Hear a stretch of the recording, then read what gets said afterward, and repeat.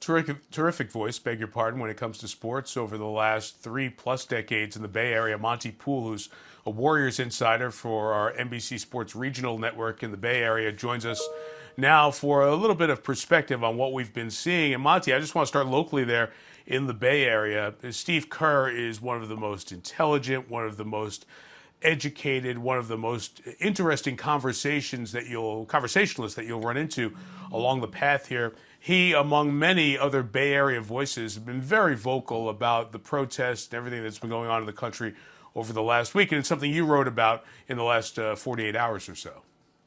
Yeah, Steve has been sort of a go-to guy for many of us in terms of commentary on social issues. Obviously, knowing his background, where his father was running a university in Beirut and was assassinated by terrorists, and Steve at the time was a freshman in college, and so that sort of the family always was politically inclined. They moved a lot when they were younger, when he was a kid.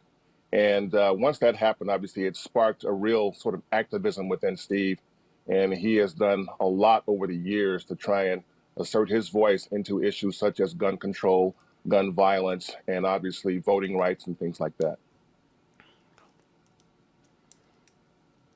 He and Greg Popovich have both been very vocal in the last week or so, and they have always been unafraid, unabashed conversationalists when it comes to topics like this. What's the role for the athlete at a time like this, Monty, when people look at these individuals who are young, they're in their 20s for the most part, some in their 30s, haven't experienced a ton of life, yet are asked to be spokesmen or spokeswomen on these very significant topics? What do you think you've seen in the evolution of that role over time? Yeah, I go back to you look at our country's history, at least in the last century or so. So many of the civil rights, I could say, progression. So much of the progression has been related to sports. You talk about Jackie Robinson being the first African American player in baseball. That is a seminal event in sports history, and certainly in American sports history. And so, uh, most of us know that if we're in sports, that happened in 1947. And we know what followed, an influx of great players that are many of that are in the Hall of Fame now. You go another 20 years later, and you got Muhammad Ali and Cassius Clay to Muhammad Ali, and again, very active player, perhaps the leading voice of all time in terms of sports figures taking a stand and speaking out against injustices, not just in America but around the world. So I think today's athlete, some of these guys feel a responsibility, and I certainly get that, or an obligation. I certainly get that. I think it's important for them to know that they do have a platform, that people do pay attention to what they say if they say it intelligently. And many athletes are starting to say things that I think are good to hear for society. I mean, we're watching things happen, unfold on a daily basis, hourly basis, that tell us right now it's a tipping point. And to hear the voice of well-known athletes who do have that platform, I think it's needed, and I think it's to be span all races and all ethnicities. It's an important time in America's history to take a stand and decide where our future is going to look like.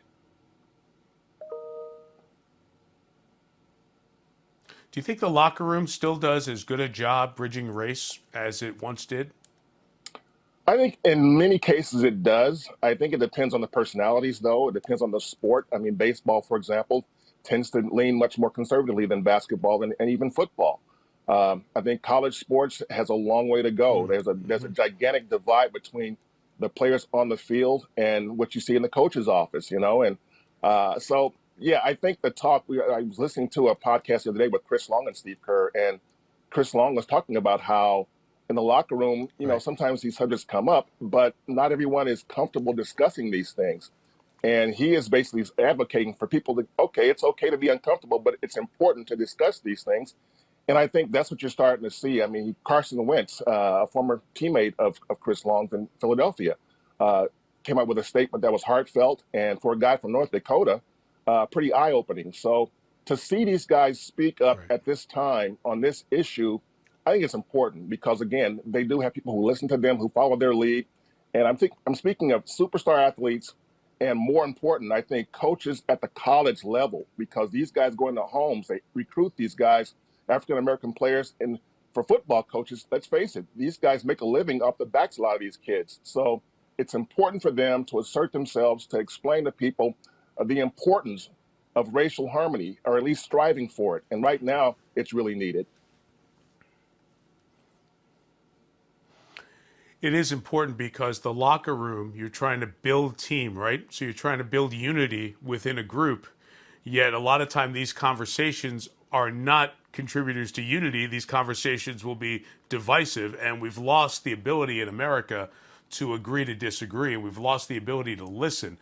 The attacks on the media have just inflamed so many opinions and made it so emotional that a good conversation where you walk away intelligent, smarter, yet still have your own opinion, those don't happen nearly as often. That's the frustrating part, I think, for a lot of us. We've got a minute left. Monty, I just want to hit you on basketball because it's such an area of expertise. What do you think we see when the NBA shows up, if it shows up in Orlando, to try to finish off some sort of a season here? Well, everything is pointing to that happening in Orlando.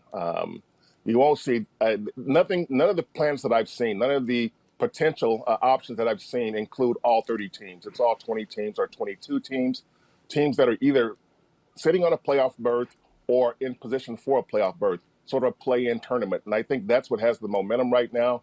I suspect that they will begin to play basketball without fans in Orlando sometime late next month, late July.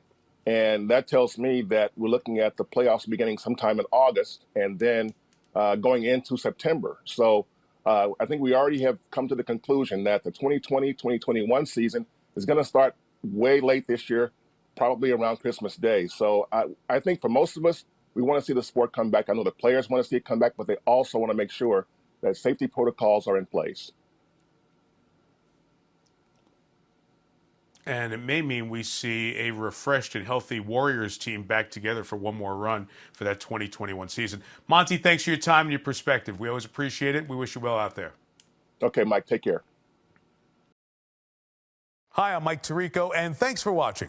Make sure to hit subscribe for the latest news and highlights from NBC Sports.